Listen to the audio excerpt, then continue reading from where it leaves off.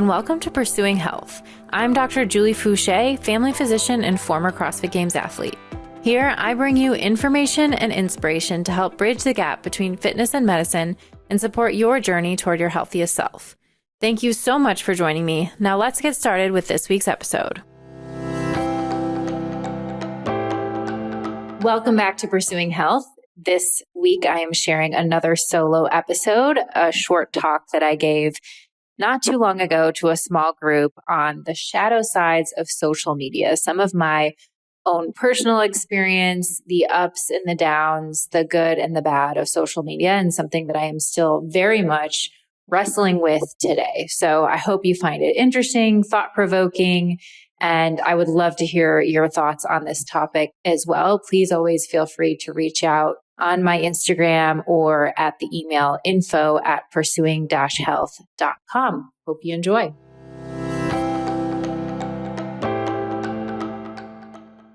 This topic is social media. And while I am so grateful that I did not have to worry about social media when I was a teen, it did become a part of my daily life shortly after college. And it was a confluence of events that allowed this to happen. It was the introduction of Instagram. It was the fact that smartphones became ubiquitous, and I found myself having a smartphone in my hand every day. And simultaneously, I was competing in a sport called CrossFit, which was growing rapidly, and I was finding success there. And so I found myself making a new Instagram account, suddenly having thousands of followers overnight, and now having interest from companies who wanted to sponsor me and ask me to talk about their products and services on social media as well.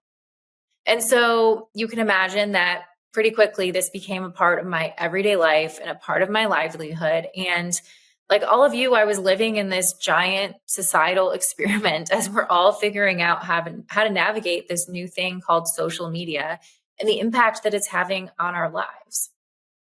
So fast forward to the year 2020, where I'm sure, like many of you, I was knee deep in a full-on spiritual awakening. It felt like the ground had been pulled from underneath my feet, and I was wrestling with what was true, what was real, my identity, all of these big existential questions. And one of the areas of my life that it seemed like I was suddenly more aware of was my use of social media. As I was reflecting on this and the role that it played in my life, I realized that I was spending hours a day scrolling on social media, that so much of my time was being consumed by looking at what other people were doing, comparing myself, wondering what I should post, how other people were going to receive my post, how many likes I got, how many comments I got. I found myself going through the day, having real life experiences, and my thoughts being more like, wow, I wonder how a photo or video of this and a caption would perform on social media, instead of actually being present in the moment in that real life experience.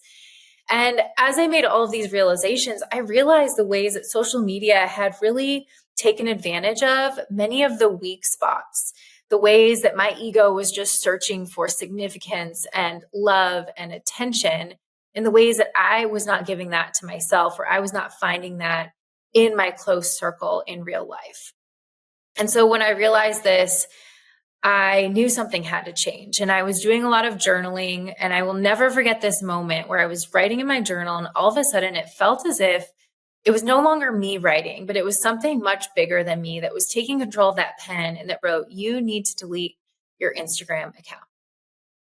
Now, I don't know who this was. I don't know if it was God. I don't know if it was my soul or my higher self, but it certainly didn't feel like me. But when I read that sentence, I knew that that was an action I needed to take in order to heal this part of myself.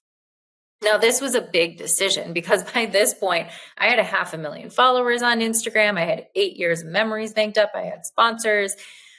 But I spent time thinking about it, praying about it, crying about it, journaling about it. And ultimately, I came back to the same conclusion that this was the decision that I need to make. And I needed to make it for myself for a few reasons. One, it was because I needed to prove to myself that the fame and the notoriety and the likes and the comments by strangers was not actually what was most important to me. And that was not where I found my sense of self or my self-worth. It was also me putting my trust in this whatever this higher power was that I felt was writing through my hand, and just having faith and knowing that if I followed this, good things would happen. And so with a lot of courage, I went on my Instagram account and clicked through all the buttons many times, being reminded, are you sure you want to do this? There's no way you can recover this count, no matter what. I finally clicked the last button and said yes. And oh my gosh, it was like this huge sense of relief washing over me, this huge sense of freedom. And I was so happy and I felt so free. And I thought, I'm never going on social media again. And that's okay. It's not what's important to me. Now, a short while later, a friend came to me and he made some good points. He said, do you really think the answer is just completely avoiding the thing that has caused you this pain? Now, you did have a platform that was really big, and you did have this avenue to potentially impact large numbers of people in a really positive way.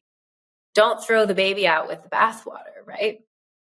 And so I thought about this and I realized, okay, he made some good points. And maybe avoidance isn't the full solution, but there is some way of working with this mess and being able to protect myself from the ways that I might be vulnerable using these platforms, but also use the platform for good. And so then what seemed like a miracle happened. Somehow a friend of a friend who knew someone on Instagram magically allowed my account to reappear. And I was once again face to face with this thing that I thought I'd never have to see again.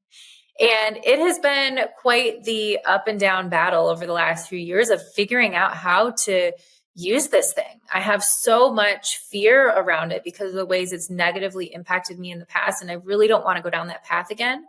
But yet I've also experienced some really incredible connection by sharing really vulnerably real things that have happened in my life. And I am still very much trying to navigate this.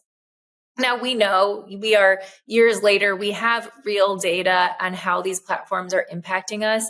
And they do have real negatives and real downsides, to the point that the US Surgeon General, Dr. Vivek Murthy, has issued an advisory on social media for teens. We know that teens are spending 3.5 hours on average a day on social media, and they're twice as likely to have symptoms of anxiety and depression or other mental health issues. It also negatively impacts their sleep and their sense of self-esteem and body image. And it affects adults too. So we're spending a lot of time, 2.5 hours on average on social media a day. And it is negatively impacting our mental health. It's making us feel more lonely. It's impacting our physical activity. And it's even giving us more physical symptoms. And so there are real negative known downsides to using social media, but there's also some positives. And so I would love for you all to dive into this conversation head first and just share, how are you using social media? What are some of the ways that it's been a positive in your life? And what are some of the negatives? Have you created some boundaries around your social media use? And what do those look like? Thanks so much for tuning in. If you enjoy listening to the podcast, please consider subscribing and giving it a 5-star rating on iTunes. It really does help to get the word out to more people.